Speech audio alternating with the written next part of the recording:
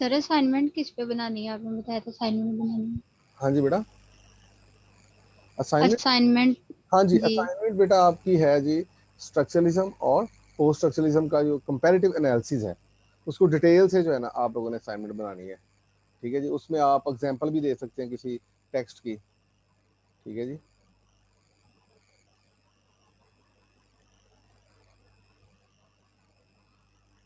और जो सारी डिटेल के साथ आपने बताना है कि what is the difference between structuralism, क्योंकि स्ट्रक्चरलिज्म हमने प्रीवियस पढ़ा था और पोस्ट स्ट्रक्चरलिज्म जो अब हम पढ़ रहे हैं, और इन दोनों में दरमियान क्या क्या बेसिक जो है ना डिफरेंसेस हैं, क्या कंपैरिजन में कुछ चीज़ें कॉमन भी हैं, अनकॉमन क्या चीज़ें हैं, कंपैरेटिव एनालिसिस भी है इनका। तो मतलब आपने इस तरीके के साथ उसको बनाना है, और उसमें अगर कोई टेक्स्ट आप अप्लाई कर सकते हैं, स्ट्रक्चरलिस्ट का एक टेस्ट ले लें, और एक जो है ना वो मतलब टेक्स्ट में समझते हैं ना, कोई शॉर्ट स्टोरी ले लें, कोई नॉवल ले लें, उसके ऊपर अगर अप्लाई कर सकते हैं आप तो वो भी करें आप। ठीक है।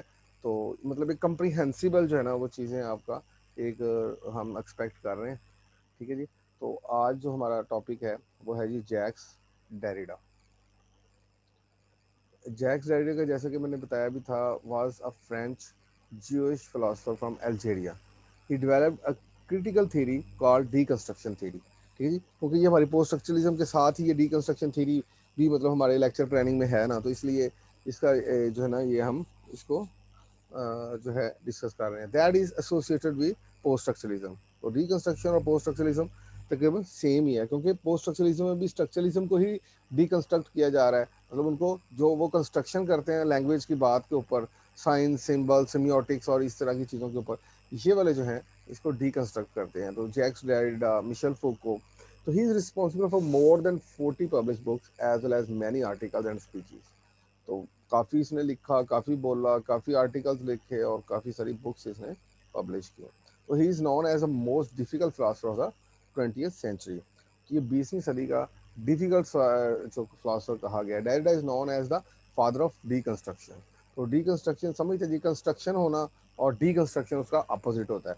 तो मतलब ये लैंग्वेज के ऊपर वो समझता है कि लैंग्वेज में कोई ऐसी चीज़ नहीं है जो कंस्ट्रक्ट होती है, बल्कि हर चीज़ को ऊपर जो है डीकंस्ट्रक्ट होती है। क्योंकि जो बनाने वाले हैं अब आज उनकी वो बात करेगा, हम उसको डिटेल से जो है ना डिस्कस करेंगे कि लोगो सेंट्रिसिज्म। वो कहता है कि बाइनरी, एक तो जो बाइनरी होती है उसमें एक जो पलड़ा होता है वो भारी होता है, और वो कंस्ट्रक्शन करने वाला खुद ही जो है ना उसके अंदर लिकुना छोड़ जाता है, जिसके ऊपर डेरिडा ने नज़र डाली।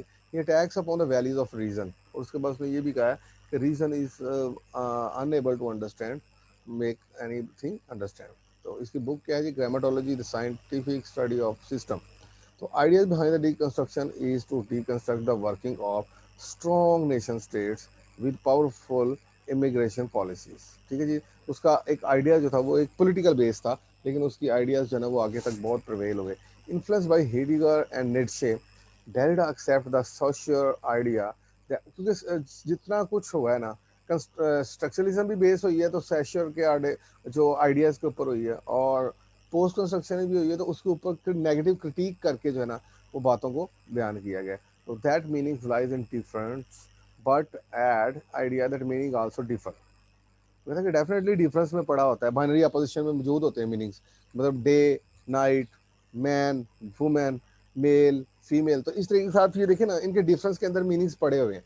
ठीक है जी, कि हमें पता चल जाता है कि वन बट जो है ना मतलब one thing is different from the other. So in this way we can get और extract meaning. There is nothing outside of the text. वो कहता है कि डोंट आउट, कोई चीज़ भी टेक्स्ट से आउटसाइड नहीं है, बट ये है कि आउटसाइड द जो है ना वो कॉन्टेक्स्ट, ये जो है ना वो मतलब वो कहता है कि कॉन्टेक्स्ट को अंडरस्टैंड करना बहुत ज़रूरी है।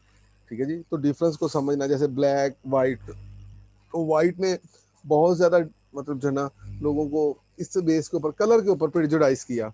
ठीक है जी। तो उसके बाद ये है जी लोगो सेंट्रिसिज्म। लोगो सेंट्रिसिज्म का मतलब क्या होता है कि एक चीज़, knowledge is presented by western people considered as universal knowledge, कि भाई हतमी बात कर देना। ठीक है जी। तो वो कहता है कि मीनिंग्स तो इसके अंदर मौजूद होते हैं, आप कैसे, तो मतलब ये स्ट्रक्चरलिज्म वालों को कह रहा है। ठीक है जी, कि जो कहते थे ये हमारा यूनिवर्सल नॉलेज है, ये जो फाइंडिंग है दैट इज ऑलमोस्ट जो है ना accurate. They produce the idea this one is beautiful, this one is standard.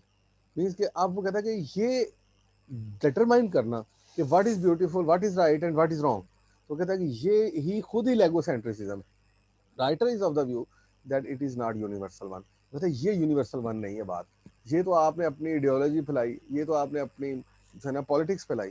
तो in this way how can it can be possible that anything could be determined by the writer or someone else। सो वो कहता है कि ये लोगो सेंट्रिसिज्म है कि जब आप अपने आप को सेंटर में रखते हैं और दूसरे को मार्जिन में रखते हैं, ठीक है जी। तो ये लोगो सेंट्रिसिज्म को कंसेप्ट जो इसका इंपॉर्टेंट फर्दर जो है ना, this scientific approach has nothing to know about logic but it represents western dominance. वो कहता है कि इसका लॉजिक के साथ कोई तल्लक नहीं है कि मतलब ये कह देना कि हमने जो यूनिवर्सल नॉलेज जो है वो फाइंड आउट किया। वो कहता है बल्कि ये तो एक वेस्टर्न डोमिनेंस की जो इडियोलॉजी थी जो ये लोग बेस कर रहे हैं, ठीक है जी, और लोगों के ऊपर इम्पोज कर रहे हैं अदर नेशंस के ऊपर। ईस्टर्न मतलब वेस्टर्न का अपोजिट क्या होगा, ईस्टर्न। डेफिनेटली जो नॉन वेस्टर्न है उसमें सब कुछ लोग ही आ जाएंगे, अफ्रीकन एटसेट्रा, यूरोपियन के अलावा सब कुछ आ जाएंगे। तो there is no equal representation of knowledge.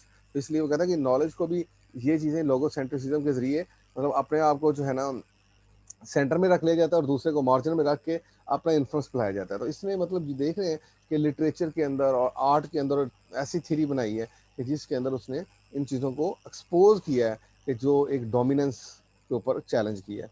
तो चूंकि हर चीज़ पोस्ट मॉडर्निज्म या पोस्ट स्ट्रक्चरलिज्म के अंदर डीकंस्ट्रक्ट कर दी गई है कि जो जिन चीज़ों के ऊपर पहले आइडियाज़ बहुत ज़्यादा चले वो उन्हीं को ही उन्होंने कहा कि ये फ्लॉप्स हैं। Only yardstick of beauty is presented by western people. तो इसका मतलब हुआ यार्डस्टिक तो उनके पास है कि what is good what is wrong. So in this वे ये है लोगोसेंट्रिसिज्म। तो लोगोसेंट्रिसिज्म को आगे उसने ग्राफिकली भी समझाया हुआ है। लोगो मीन नॉलेज, सेंट्रिसिज्म सेंटर। तो मतलब वो कहते हैं सेंटर का नॉलेज जो है ना अगर हमें समझ आ जाए तो we can go through the deeper philosophy of the idea. So in this way he moves further. Why people accept logocentrism. अच्छा ये एक बड़ा क्वेश्चन है कि फिर लोगोसेंट्रिज्म को अगर लोग कुछ लोग जानते भी हैं कि मतलब व्हाट इज लोगोसेंट्रिसिज्म, ठीक है, नॉलेज ऑफ सेंटर। तो it is so called reality, their knowledge is based on logic. मतलब ये एक मतलब नाम नहाद किस्म की रियलिटी है कि जो वो समझते हैं कि हमारा नॉलेज जो है वो लॉजिक पे बेस करता है। This is only ultimate knowledge. तो वो समझते हैं कि यही हमारा अल्टीमेट नॉलेज है। Why who will define what is reason और लॉजिक। वो कहता है कि ये सबसे बड़ी बात है कि कौन डिफाइन करेगा कि रीजनेबल क्या चीज़ है, लॉजिकल क्या चीज़ है, इलॉजिकल क्या चीज़ है, अनरीजनेबल क्या चीज़ है। तो western people define it and set their knowledge is universal one. तो कहते हैं यही वेस्टर्न डोमिनेंस का एक बहुत बड़ा मुंह बोलता सबूत है कि वो समझते हैं कि जो हमारी फाइंडिंग्स हैं दे आर एक्यूरेट। क्योंकि यार्ड स्टिक जो है वो मेजरमेंट की उनके पास है कि जो है ना क्या चीज़ होनी चाहिए, what is ethical what is non ethical. तो इन दिस वे अब देखें ना कि मतलब जैसे वो हम जितने मुसलमान हैं नॉन वेस्टर्न के ऊपर एक डोमिनेंस रखते हैं, ठीक है जी, कि they do not observe freedom of expression, freedom of ideas, they do not have democracy even though कि any other country could enjoy all these things but because yardstick जो है वो वेस्टर्न पीपल के पास है। तो डेफिनेटली वो तो challenge करेंगे ही ना कि मतलब ये चीज़ें मतलब नहीं है ये हैं। तो मतलब उनके मुताबिक जैसे ये तो हिनेर रसालत का केस है, ठीक है जी। तो वो कहते हैं इट्स फ्रीडम ऑफ एक्सप्रेशन, तो it could be done at any possible term. But हमारे लिए ये चीज़ जो है ना अनएक्सेप्टेबल है बीइंग अ मुस्लिम। तो बहरहाल ये सारी चीज़ें मतलब उनके लेवल में किस तरह वो लिबरल ह्यूमनिज्म के ऊपर बिलीव करते हैं कि मतलब जो है ना कि मतलब एवरीथिंग कुड बी मतलब जो है ना डिफाइंड एज लिबरल।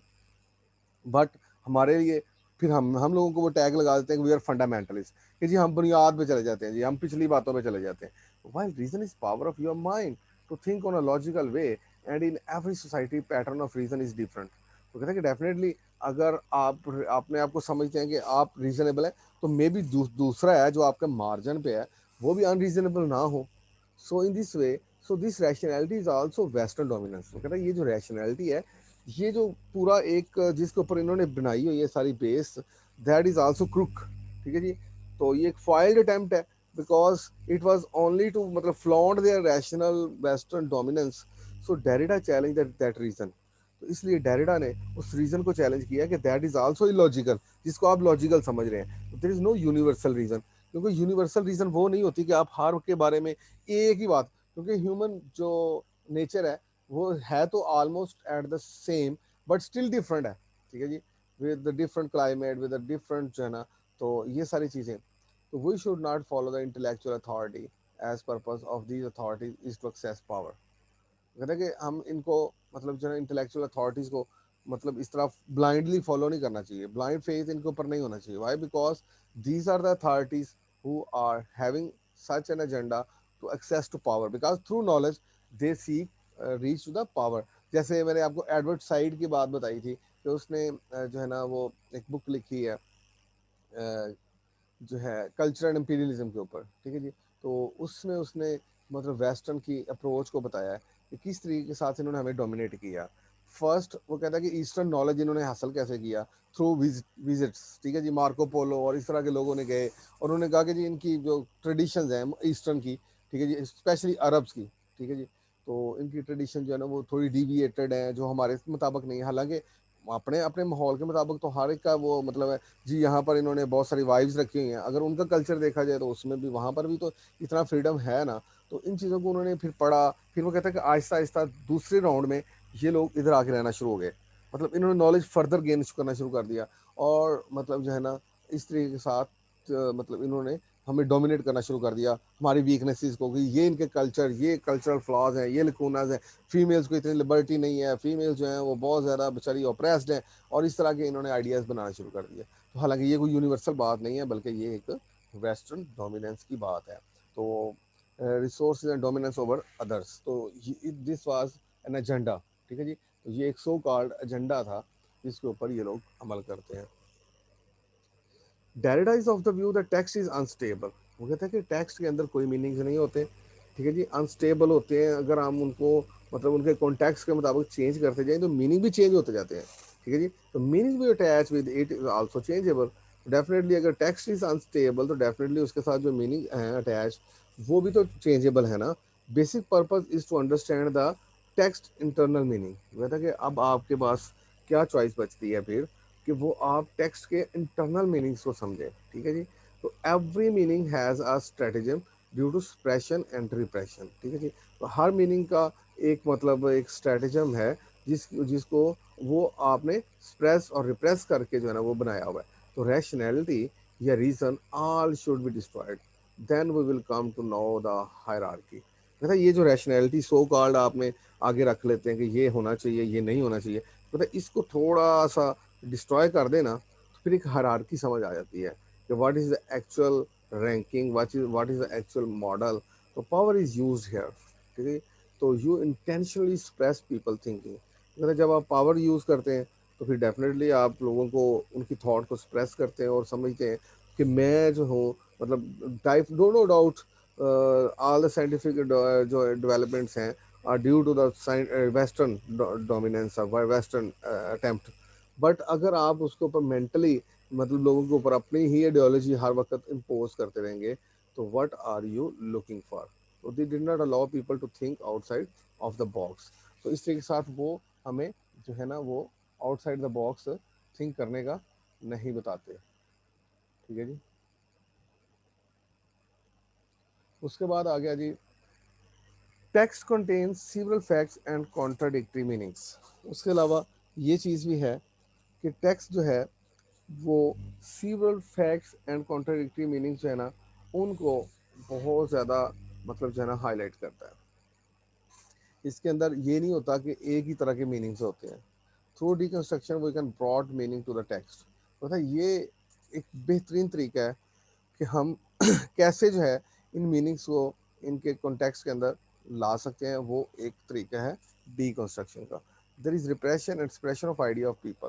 कहता है कि कुछ ऐसी बातें होती हैं जिनको वो जो मार्जिनलाइज पीपल हैं वो नहीं कर सकते due to operation and depression. जैसे हमें जो ईस्टर्न है हम लोगों को वो वेस्टर्न डोमिनेट कैसे कर रहे हैं, ठीक है जी। ये देखें जैसे कि अब तो हिंदी रसालत का ही मामला देख लें, कितना हसास मामला है, ठीक है। लेकिन हम उनको मतलब रिप्रेस्ड हैं, हमारी जो गवर्नमेंट है, इवन दो कि they are supposed to be liberal, they are still जो है ना वो they can't, and even those from heart they are Muslims, but they can't categorically say to the westerns। मतलब ये देखे ना ये मीनिंग्स निकल रहे हैं कि मतलब दे मजबूर हैं बेचारे, they are very compelled to think के everything could be possible even though मतलब they can compromise on the blasphemy of हजरत मोहम्मद सल्लल्लाहु अलैहि वसल्लम। मीन्स के वो पोलिटिकली इतना रिप्रेस्ड हैं कि a person cannot think outside box, that is why paradigm blind him to remain in it। वो कहता है कि जब हम आउट ऑफ द बॉक्स सोच नहीं सकते, ठीक है जी, तो फिर definitely we are bound to remain in it, तो वो फिर मीनिंग वहां पर ही रह जाएंगे। तो writer is of the view, once we deconstruct the text we will come to know the discrepancy। वो कहता है कि अब सबसे इसका बेहतरीन रिसोर्स क्या है कि हम इसको डीकंस्ट्रक्ट करना शुरू कर दें। जब हम शुरू कर देंगे तो यकीनन हमें इसकी डिस्क्रिपेंसी और इसके जो लेक्यूनाज हैं और इसके जो शॉर्ट कमिंग्स हैं, जो इसके शॉर्ट फॉल्स हैं, वो हमें समझ आना शुरू हो जाएंगे। Inside every text there is a mystery, we need to understand it. वो कहता है कि हर टेक्स्ट के अंदर कोई ना कोई चीज़ ऐसी ज़रूर छोड़ी गई होती है कि जिसके अंदर मिस्ट्री होती है, और वो उसको अंडरस्टैंड करने का कि मतलब कोई लॉजिकल रीज़न के ज़रिए आप मतलब कोई बंदा आपको इम्पोज नहीं कर सकता। ये थी लोगो सेंट्रिसिज्म, ठीक है जी। उसके बाद है जी डीकंस्ट्रक्शन।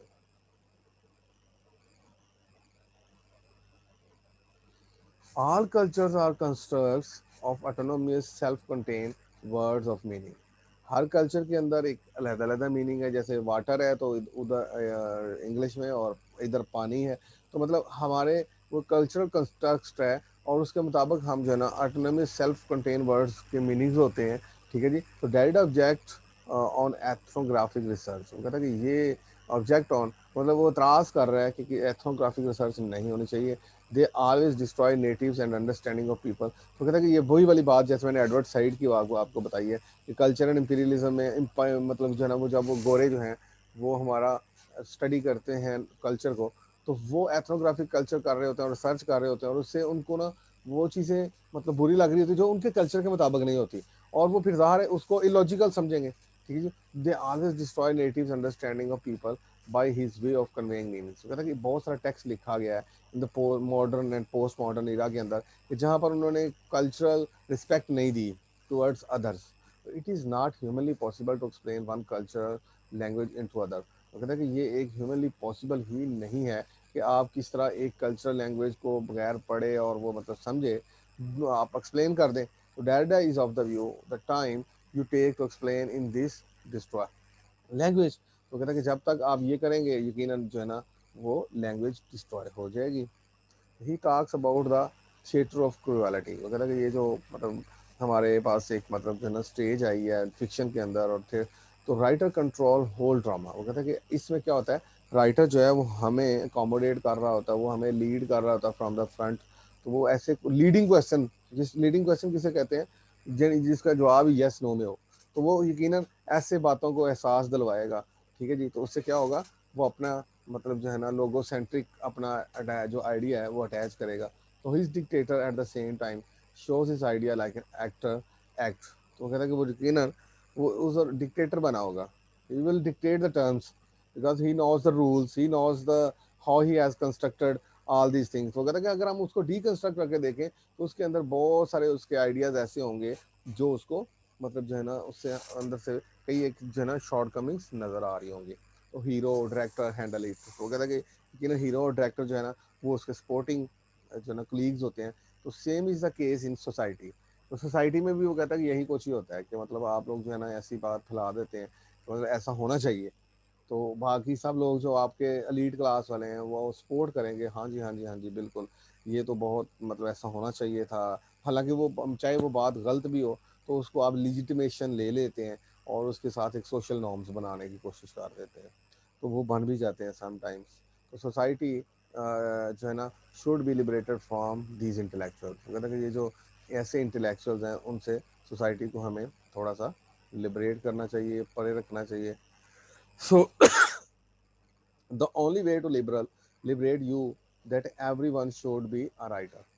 वो कहता है कि बेहतरीन तरीका क्या है कि आप लिबरेट करें हर एक को, वो मतलब फिर हर बंदा राइटर बने, हर बंदा अपना पर्सपेक्टिव बताए, ठीक है जी। मतलब एक बात ज्यादती की हुई है किसी क्लास के खिलाफ, तो नेक्स्ट क्लास का जो मतलब डोमिनेटेड क्लास का है वो एक राइटर बने, और वो क्या करे, वो अपना पर्सपेक्टिव जो है ना उनको राइट बैक करे। तो इन दिस वे जो है ना कुछ तब्दीली आ सकती है। तो every one of us should be a free thinker.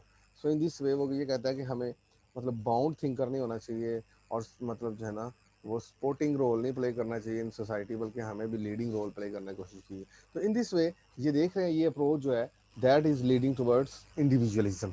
सो आप ये भी कह सकते हैं पोस्ट स्ट्रक्चरलिज्म, डीकंस्ट्रक्शन, ये सारे इंडिविजुअलिज्म की तरफ जाते हैं। Why? Because this support subjectivity instead of objective realities.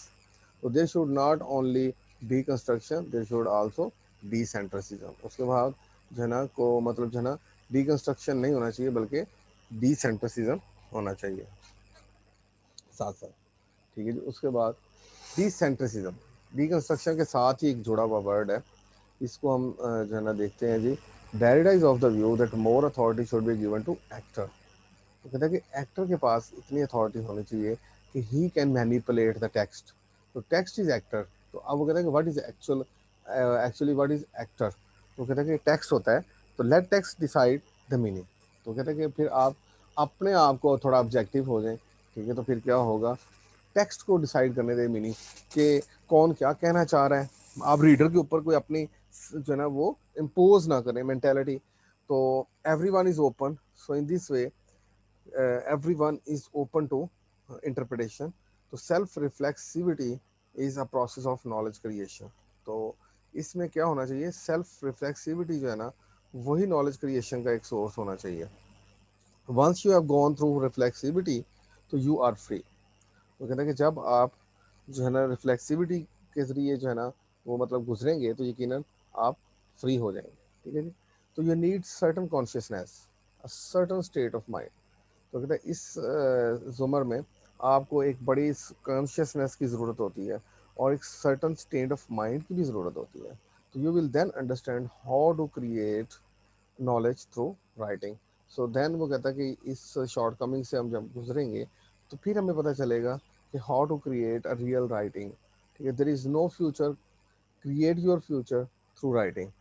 तो इन दिस वे वो मतलब जो मार्जिनल लोग हैं, जिन लोगों को मतलब जो है ना बुनियादी अहमियत नहीं दी गई, उनको वो मतलब जो है ना यहाँ पर प्रमोट कर रहा है। तो there is no future, create your future through writing. तो फ्यूचर कैसे क्रिएट किया जा सकता है, राइटिंग के जरिए। Study individual in action, different things for different people. तो कहते हैं कि स्टडी जो है ना अब इंडिविजुअल इन एक्शन को पढ़े और डिफरेंट थिंग्स को फॉर डिफरेंट लोगों के लिए उसको प्रोजेक्ट करें। उसके बाद इसके ऊपर एक नेगेटिव क्रिटिसिज्म भी आई है, क्योंकि मैंने जैसे बताया था हर थ्योरी के ऊपर कोई ना कोई नेगेटिव क्रिटिसिज्म भी होती है। तो यहाँ पर भी जो है वो नेगेटिव क्रिटिसिज्म है। तो Derrida is not did not provide any clear direction as he only focuses on to destroy everything. क्योंकि उसने कोई क्लियर डायरेक्शन तो दी नहीं है, क्योंकि उस वो चाहता था कि फोकस जो है हर चीज़ को उसने डिस्ट्रॉय करना है। तो मतलब कोई चीज़ इसमें बुनियाद समझता ही नहीं है। ठीक है, तो वो जब वो बताना ये चाह रहे हैं जो नेगेटिव क्रिटिक्स हैं कि जब किसी चीज़ की बुनियाद ही नहीं होगी तो व्हाट विल हैपन देन। तो if everyone becomes a writer then it can create more ambiguity in understanding reality. तो वो कहते हैं कि जब मुख्तलिफ पर्सपेक्टिव मल्टीपल पर्सपेक्टिव आएंगे तो फिर कोई मीनिंग स्टेबल नहीं रहेगा, तो मीनिंग्स अनस्टेबल हो जाएंगे और कोई जो है ना अंडरस्टैंडिंग और लॉजिक की तरफ कोई प्रोग्रेस नहीं होगी। मोर एम्बिग्विटी एक्सपेक्टेड थ्रू दिस। तो वो कहता है कि इन this way more ambiguity could be progressed. ठीक है जी। तो इससे कोई अंडरस्टैंडिंग कोई डेवलप नहीं हो रही है। उसके बाद जी हम जो है ना थोड़ा सा जो है ना इसके बाद पोस्ट स्ट्रक्चरलिज्म को भी थोड़ा रिवाइज कर देते हैं जी। ठीक है जी। पोस्ट स्ट्रक्चरलिज्म और structuralism was an intellectual movement in 1950s and 60s। तो structuralist believe in universal truth, ये वही जिसको अभी डीकंस्ट्रक्शन में उसने चैलेंज किया था। तो यकीनन वो ये बता रहा है they emphasize logical and scientific nature of its result. तो वो कहता है कि लॉजिकल और साइंटिफिक जो रिजल्ट्स हैं उनके ऊपर जो उन्होंने उनको दबाव दिया। Consider descriptive of present. Post structuralism क्या कहते हैं, दे emerged in France during 1960s, मतलब जो है ना वर्ल्ड वार 2 के बाद as a movement criticising structuralism. ये एक ऐसी मूवमेंट थी जिसका काम ही ये था कि जो है ना ये स्ट्रक्चरलिज्म को क्रिटिक करेंगे। ठीक है जी। तो post structuralism is grounded in the concept of over determinism. तो पोस्ट स्ट्रक्चरलिज्म का काम ही यही है कि जो है ना ये उनको जो है ना डिटर्मिनिज्म को डिकंस्ट्रक्ट करें। Theory is not separate from reality and not reality is separate. तो कहते हैं कि जो थ्योरी होती है कोई भी वो रियलिटी से जो है ना दूर नहीं होती और ना ही जो रियलिटी है वो सेपरेट होती है फ्रॉम थ्योरी। तो post structuralism dot about the existence of concrete reality, वो कहता है कि कोई कंक्रीट रियलिटी नहीं है, कोई टेंजिबल रियलिटी नहीं, ये लोगोसेंट्रिसिज्म वाली बात। तो ideas reality depend upon constructive discourse. वो कहता है कि वो जिस तरह की आप डिस्कोर्स बनाएंगे, वो जैसे अभी हमने एक्सप्लेन किया कि मतलब जो है राइटर्स पहले से ही कुछ ऐसे ही प्री डिफाइंड ओपिनियन बना के आए होते हैं, ठीक है जी। तो उसमें वो कहता है कि आप खुद कंस्ट्रक्ट कर रहे होते हैं मीनिंग्स को। Post-structuralism further states that they reject the notion of single truth. वो कहता है कि there is no universally single truth, and criticize grand theories that claim to uncover truth, including religion. तो वो इवन के ग्रैंड थीरीज को भी, जो बड़े बड़े ग्रैंड नैरेटिव्स आए हैं, उनको भी इन्होंने इवन इंक्लूडिंग रिलीजन के ऊपर भी, सोशल साइंसेज एंड रियलिज्म, इन्होंने मतलब जैसे बहुत बड़े बड़े जो है ना वो आए, उनके ऊपर भी इन्होंने क्वेश्चन उठा दिए। तो ये इनका हार मार्क है। Post socialism are not relativist, but they argued that if universal truth exists is unknowable। ठीक है जी। तो ये कहते हैं कि अगर यूनिवर्सल ट्रूथ जो है ना एग्जिस्ट करता है, तो फिर हम उसको जान ही नहीं सकते, कोई बंदा फाइंड आउट कर ही नहीं सकता, बिकॉज ये लॉजिक के ऊपर मतलब जो है ना क्वेश्चन उठाते हैं कि there is no ultimate logic. ठीक है जी। Because of multiple truth and multiple meanings. So क्योंकि मल्टीपल ट्रूथ्स हैं और मल्टीपल मीनिंग्स हैं, तो इसलिए हम उसको जान नहीं सकते। तो अगर हम कोशिश करें तो हम कुछ हद तक उसके कुछ जो है ना एस्पेक्ट्स को कवर अप कर सकते हैं। तो we live in a decentered world, but do not can not know where we are. We say what it relates to us, not to all. So उसके बाद जो है हम एक ऐसे डिसेंटर्ड वर्ल्ड के अंदर रह रहे हैं जो कि जिसको हम जान ही नहीं सकते, कि मतलब where we are, we say what it relates to us, not at all. ठीक है जी। तो post-structuralism further accepts the structuralist idea of universal in human thought as expressed on cultural phenomena through binary opposition। ये वही वाली बात जी, deconstruction वाली बात होगी ना, कि वो कहता है कि जो एक कल्चरल फिनोमिना के ऊपर जो है बाइनरी अपोजिशन में कि ये बुरी बात थी, ये अच्छी बात थी, तो कहता है ये बिल्कुल रॉन्ग एक असेसमेंट है on the part of those who found out such and such things and subsequently applied as power and relationship that are created in presence of polarizing forces। सो वो कहता है ये अल्टीमेटली इन पोलराइजिंग फोर्सेस को जो है ना वो हेल्प आउट कर रहे हैं। तो पोस्ट स्ट्रक्चरिस्ट जो है ना वो कल्चरल फिनोमिना और फ्लूड एंड फ्लक्स, उनके लिए जो कल्चर है ये चेंज होता रहता है। ठीक है जी। और ये इसका फ्लक्स में हमेशा तब्दीली में रहता है। Further they further emphasised the role of knowledge in achieving and sustaining power. ठीक है। Knowledge is always centred contextual, partial and fragmentary, but is never neutral. ठीक है जी। तो नॉलेज जो होता है हमेशा कॉन्टेक्चुअल ज़रूर होता है, पार्शियल ज़रूर होता है, लेकिन फिर भी न्यूरल नहीं होता, कि सेंट्रल नहीं होता। ठीक है जी।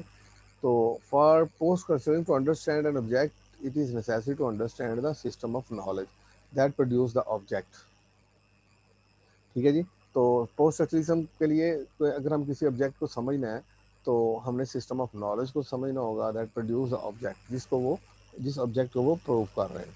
तो post structuralism emphasise history diachronic to analyse the descriptive synchronise concepts. ठीक है जी। तो ये हर तरह से, दोनों तरह से देखते हैं, हिस्टोरिकली भी और डिस्क्रिप्टिवली भी देखते हैं, करंट फिनोमिना में भी रख के देखते हैं और इसको हिस्टोरिकली भी देखते हैं। Post structuralism as an anthropological theory, ये एक एंथ्रोपोलॉजिकल थ्योरी है। ठीक है जी। तो interpret ways through which power is expressed in societies and culture by central on the notion that power is relational and thus act as a economic agent। ठीक है जी। ये देखें इकोनॉमिक एजेंट, जैसे आजकल के राइटर्स लिख भी रहे हैं कि ये एक मतलब जो है ना पावर, नॉलेज और इस तरह की चीज़ें जो हैं वो कल्चर में मतलब बेस बनाती हैं इकोनॉमिक। ठीक है। इकोनॉमिक डिपेंडेंस और इंडिपेंडेंस की बात होती है। ठीक है जी। जैसे नोम चॉम्स्की ने ये कहा है कि ये जो वर्ल्ड गवर्नमेंट है, वर्ल्ड बैंक है, जो ये कंट्रोल करता है टू द डोमिनेटेड नेशंस, जैसे थर्ड वर्ल्ड कंट्रीज के लाइक पाकिस्तान, अफ्रीकन कुछ कंट्रीज हैं। ठीक है जी। और ईस्टर्न अदर कंट्रीज हैं, तो वो उनको हमेशा डिक्टेट करते हैं, टर्म्स को dictate. They were interested in economic, social and political aspects of power. तो वो हमेशा इन चीज़ों के अंदर वो इंटरेस्टेड रहते हैं। ठीक हो गया जी। तो इसी के साथ आप जो है ना ये बड़े राइटर्स हैं, पोस्ट स्ट्रक्चरलिज्म के, ठीक है जी, Michel Foucault, George Jacques Derrida जिसका हमने थ्योरी ऑफ कंस्ट्रक्शन पढ़ी है, ठीक है, रोलैंड बार्ट्स है जी, और जीन बोडिलार्ड है। जीन बोडिलार्ड जिसने मीडिया के ऊपर बहुत सारा लिखा हुआ है, सिमुलैक्रम, सिमुलेशन, ठीक है जी। तो ये सारी चीज़ें, तो अब जो रिमेनिंग टाइम है बेटा, आप लोग इसमें से मेरे साथ डिस्कशन भी कर सकते हैं और क्वेश्चन भी कर सकते हैं। तो मैं आप लोगों के क्वेश्चन सुन रहा हूँ जी, तो आप लोग मुझे बताएं तो फिर मैं उसका जवाब दे देता हूँ।